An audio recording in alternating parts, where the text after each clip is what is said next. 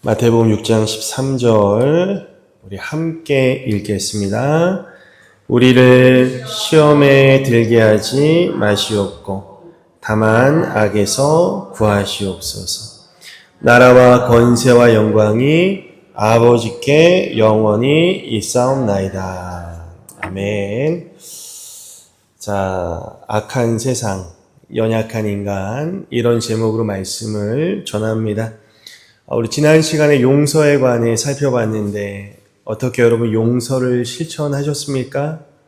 용서하지 않으면 하나님도 우리를 용서하지 않습니다. 하나님이 우리를 용서하셨듯이 우리도 용서해야 됩니다.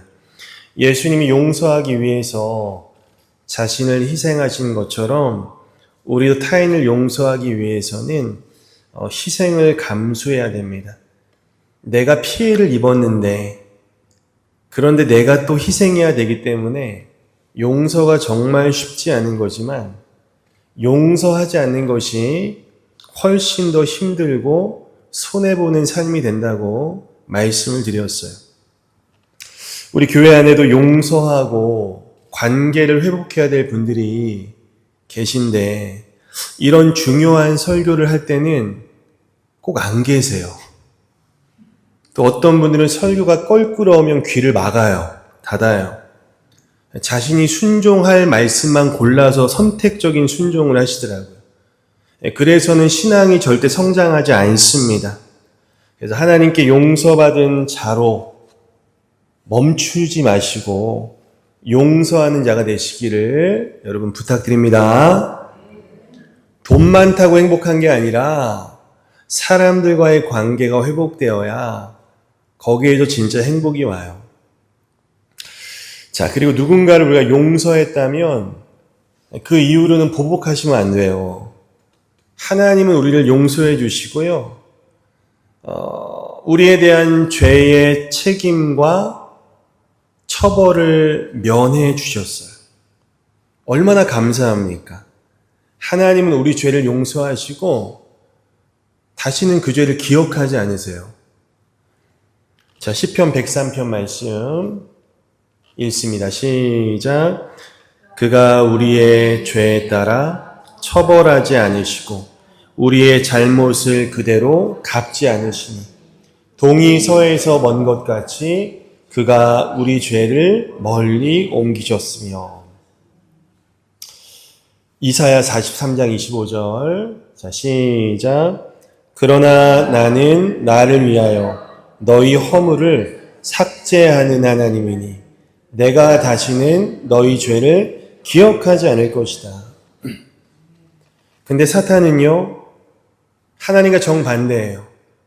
우리가 이미 용서받은 죄악을 다시 부추겨서 꺼내도록 해서 곱씹게 해서 우리를 정죄합니다. 네가 그런 죄를 짓고도 목사야? 네가 그러고도 교회 권사야? 하나님은 이미 용서하신 죄를 왜 우리가 스스로 끄집어내서 고통받는지 모르겠어요. 그래서 우리가 범죄하여 회개할 때는 나의 죄를 분명하게 알고 고백해야 되지만 고백하고 용서받은 후에는 하나님도 기억하지 않기 때문에 우리 역시 그 죄를 깨끗하게 잊어야 되는 거예요. 근데 우리는 당장 회개할 죄는 망각하고 회개를 미루고 이상하게 이미 용서받은 죄는 반복적으로 기억해서 죄책감에 사로잡혀요. 건강하지 않은 신앙생활이에요. 그래서 이미 용서받은 죄악은 여러분도 다 잊으셔야 되고요. 그리고 이제 날마다 또 범죄하잖아요, 우리가. 그럼 즉시 회개하셔야 돼요. 같은 원리로 우리가 타인을 용서했다면 그의 죄를 더 이상 기억하시면 안 된다. 여러분, 인생에서 제일 중요한 거는 하나님과 이웃과의 관계예요. 하나님께 날마다 용서받으시고 사람들과 매일 용서받고 용서하면서 살아가시기를 축복합니다. 그래서 우리는 하나님께 죄 고백하며 용서받을 때마다 새로운 존재가 되는 거예요. 깨끗한 존재가 되는 거예요. 죄 없는 존재가. 그래서 날마다 일용할 양식을 먹듯이 날마다 용서받아야 돼요. 타인도 내가 용서했으면 그도 새롭게 봐줘야 돼요. 내가 솔직히 용서는 했는데 쟤는 안 변할 거야. 사람이 쉽게 변해. 이런 태도는 좋지 않습니다. 저도 우리 성도님들 중에 좀 굳어져 버리고 변하지 않을 것 같은 분들이 계신데 그래도 늘 기대와 소망을 가지고 말씀을 전하는 거예요. 그래서 내가 누군가를 용서한다는 것은 더 이상 그의 죄를 기억하지 말아야지. 이 정도가 아니라 내가 용서한다는 것은 그를 새로운 존재로 봐주고 그의 변화를 소망하는 굉장히 엄청난 일이라는 것이죠. 자, 그리고 우리가 타인을 용서할 수 있는 이유는 나에게 있지 않습니다. 하나님이 나를 크신 사랑으로 용서하셨기에 그 사랑으로 인해서 나도 용서할 수 있는 것이죠. 하나님의 사랑이 나를 통해서 그를 용서하는 것임을 기억해야 된다. 자, 이게 이제 주기도문의 마지막 기도까지 이제 오늘 오게 되었습니다. 6번째 기도, 그리고 우리를 위한 3번째 기도는 바로 시험과 악에서의 구원입니다. 자, 이 기도가 전제하는 것은 뭡니까?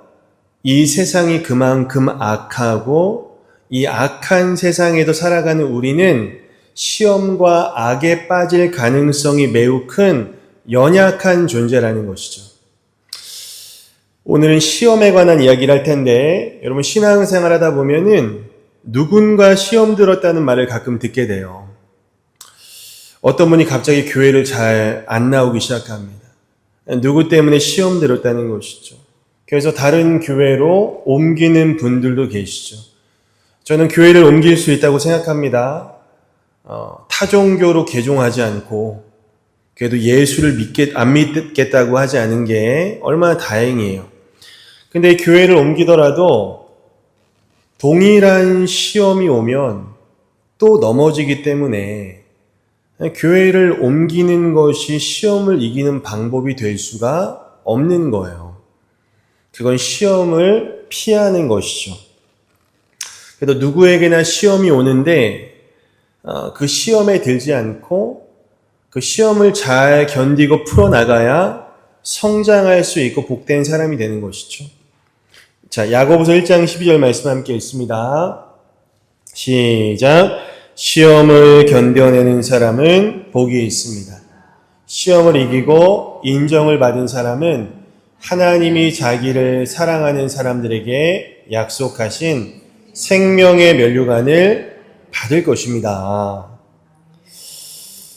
자, 먼저 이 시험으로 번역된 페이라스모스 이 단어는 우리말은 시험으로 번역했고 영어 성경은 주로 유혹으로 번역을 했더라고요.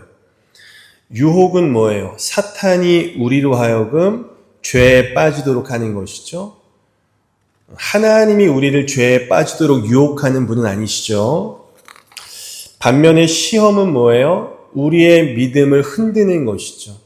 그래서 이 시험의 주체는 하나님이 되실 수 있어요. 근데 이 야고보는 사람이 시험 받을 때 하나님께 시험 받는다고 하지 말지니 하나님은 아무도 시험하지 아니하신다. 그런데 또 고린도전서에는 이런 말씀이 있습니다. 자, 제가 읽어드립니다. 사람이 감당할 시험 밖에는 너희가 당한 것이 없나니 오직 하나님은 미쁘사 너희가 감당하지 못할 시험 당함을 허락하지 아니하시고 시험 당할 쯤에 또한 피할 길을 내사 너희로 능히 감당하게 하시느니라. 여기는 하나님이 시험을 하신다고 하죠. 그죠?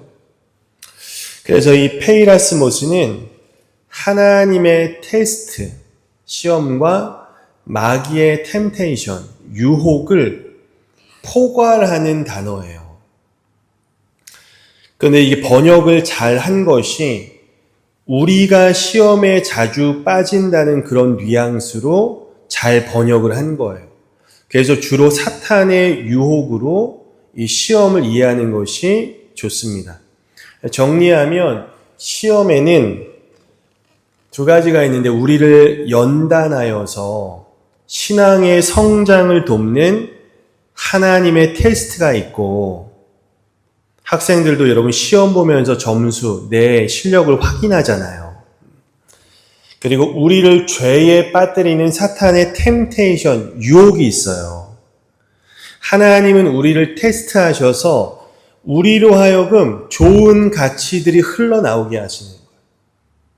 순종이라든지 인내라든지 배려라든지. 반면에 사탄은 우리를 유혹해서 우리 안에서 악한 것이 흘러나오게 하죠. 욕심이라든지 미움, 원망이라든지. 근데 이 테스트와 템테이션이 명확하게 구분되지 않아요. 그래서 예수님이 40일 금식하시고 나서 성령께 이끌려서 마귀에게 시험을 받으시잖아요.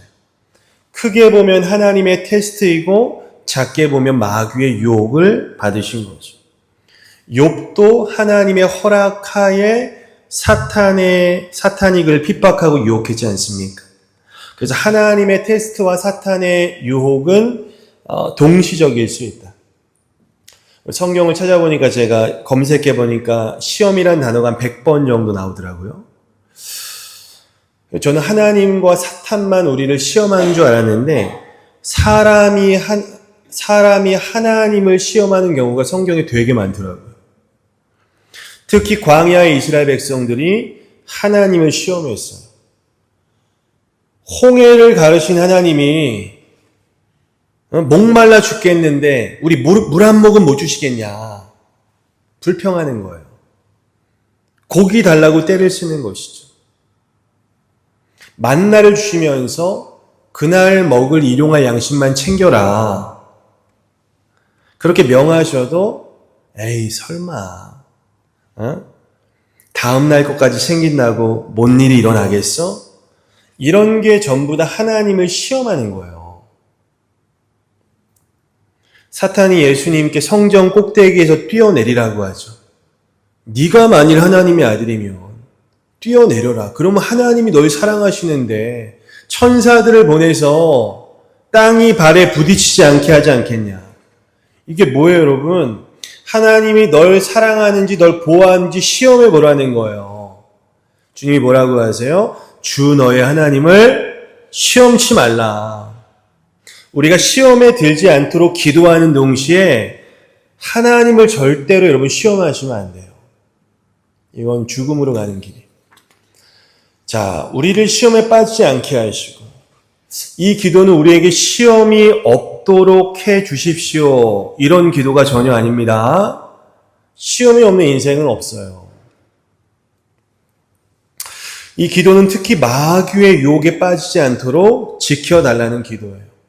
여러분, 기도하지 않으면 마귀의 유혹에 빠질 확률이 굉장히 커집니다. 예수님의 수제자 베드로도 시험 들었어요. 예수님 배신했어요. 다행히 주님은 그를 건져주셨죠. 여러분, 그런데 모든 사람이 시험에 들었다가 하나님께 건진받는 게 아니더라고요. 아나니아 삽비라 부부도요, 마귀의 유혹을 받았어요. 헌금의 일부를 내고 전부인 것처럼 하나님을 속였어요. 하나님은 그를 심판하셔 죽이셨어요. 그래서 우리가 시험에 들지 않도록 늘 기도하시고 기도해도 시험 들 수 있더라고요. 그럼 빨리 돌이켜 회개하셔야 돼요. 그렇지 않으면 계속 악인의 꾀에서 죄인의 길에 들어서고 계속 그 길로 가면 오만한 자리에 털썩 앉게 돼요.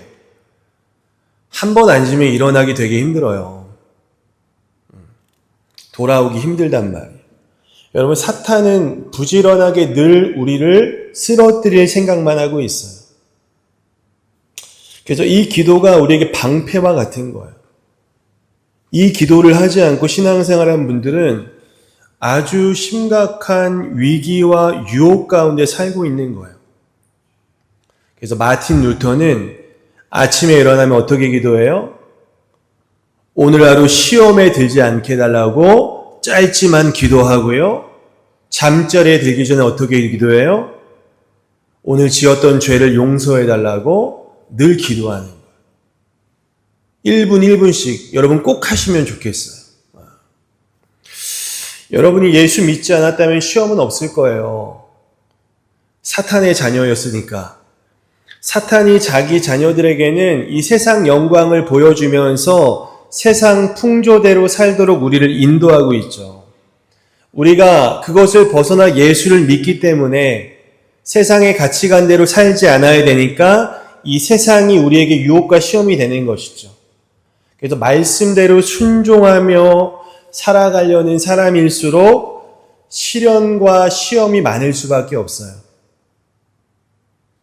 세상에 푹 빠져 사는 그리스도인들은 시험이 별로 없어요.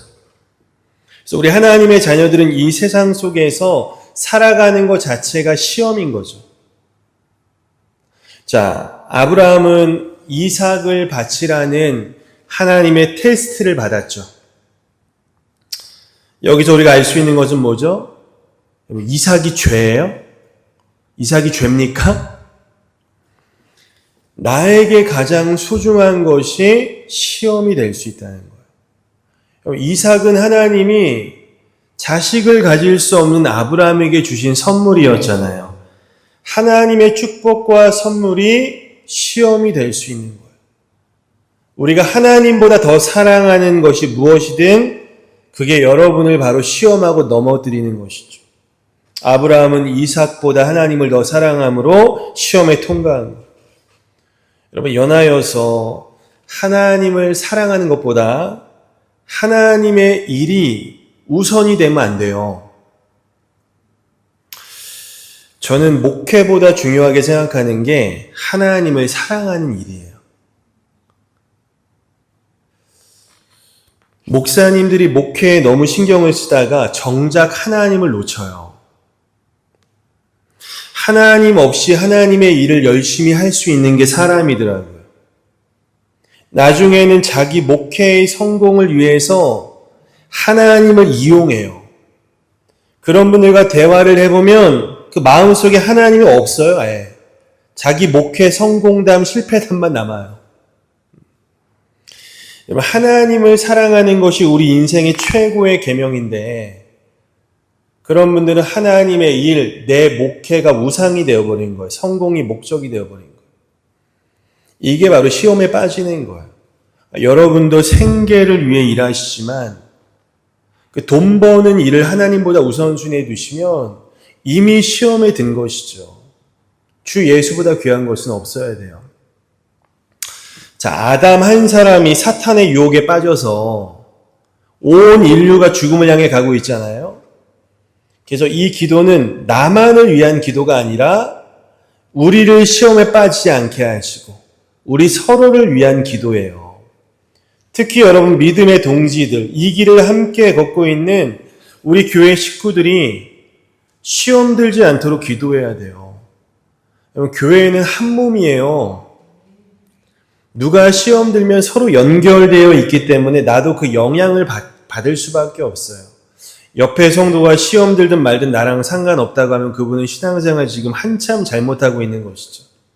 그래서 교회 식구들이 시험 들지 않도록 기도해 주셔야 돼요. 힘든 게 있으면 저에게도 와서 좀 말씀 좀 하시고 또 아니면 다른 성도들에게 이야기를 좀 하세요. 혼자 힘들어하지 마시고. 사탄은요, 특히 목사를 공격합니다. 성도, 죄송해요. 몇 분 쓰러져도 그 교회는 흔들리지 않더라고요. 그 교회는 유지가 돼요. 성도 몇 사람 떠나도. 근데 목사가 쓰러지면 그 교회는 굉장히 힘들어져요. 풍지박산 나요, 진짜. 그게 그리고 회복이 되지가 않더라고요. 저는 이런 부탁은 잘 안 하는데 저희 목회자 가정을 위해서도 기도해 주셔야 돼요. 거의 제가 처음 얘기할걸요? 저는 그냥 지금까지는 제가 기도하면 된다라고 생각하는 사람이었는데 기도해 주셔야 돼요. 우리 목사님 여자 조심하게 하시고 돈 조심하게 하시고 큰 교회 가려고 권력을 탐하지 않게 해주세요. 기도해 주셔야 돼요. 기도 부탁드리고 아유, 많이 넘어져요, 진짜. 예. 그래서 아무튼 말씀을 정리하면 지금 교회뿐 아니라 여러분 가정들도 좀 전부 다 막 해체되고 전부 다 무너지고 있어요. 건강한 가정이 많이 없더라고요. 그래서 사탄의 유혹에 빠지지 않게 우리 성도님들 가정들 위해서도 기도해야 돼요. 여러분, 기도한다는 것은 나의 연약함을 인정하고 하나님의 통치와 보호하심을 나에게 끌어오는 거예요. 불러들이는 적극적인 행동이에요. 이 기도는. 그래서 이 악한 세상에서 우리의 연약함을 기억하시고 사탄의 유혹에 빠지지 않도록 여러분 꼭 기도하시기를 바랍니다. 다음 시간에 이제 악에서 구하소서 이 말씀 살펴보도록 하고요. 우리 찬양하고 기도하는 시간 함께 갖도록 하겠습니다.